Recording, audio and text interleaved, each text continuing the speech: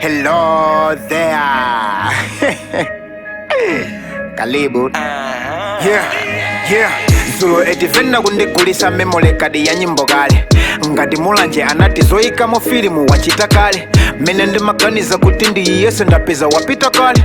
Mpamene nadziwa ndagwa nayo ngatugwira mkazi wa mwana kale. Sandipweteka kumva kuti wina wakenso akumayika ma damage kuti ndi masamba akunsinja yetia.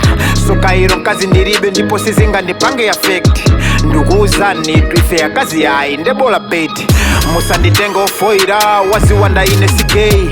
Mukamamanga ogulisa ganja muzimangaso magei. Kuti ndizatesire lotu ngati stadium ya Zomba.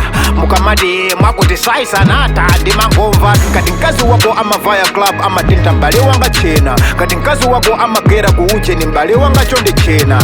Ndita kuyenda kuchokera Zomba mpaka na kuzuzu ndi gwaladi. Usaiwala ndine olimba kuyambira kale gwaladi. Olimbana ndiya nene ngati choni kumugenda ndi maduka. Nthawi zina zake malai na mutu mangamo ama zaduka. Flow ya mad kopani henere inebe ndidolo yenewe. Kubela maskando siyu nkazokana 10 mita isiyu. Akadino wandipasa biti ya bwino. Kumano zomwe nduyimbazi ndipeza nazo nkazi wa bwino. Anyway Makosana vena nizomwe muyenera kuchita. Amene sana pitepo kujando sanga mandiuze zochita. Mwamfu ndatumiziridwa text yochokera kwa mahupu wanga ucheni. Ati ndimutumizire ndalama kufuna kama ngise ucheni.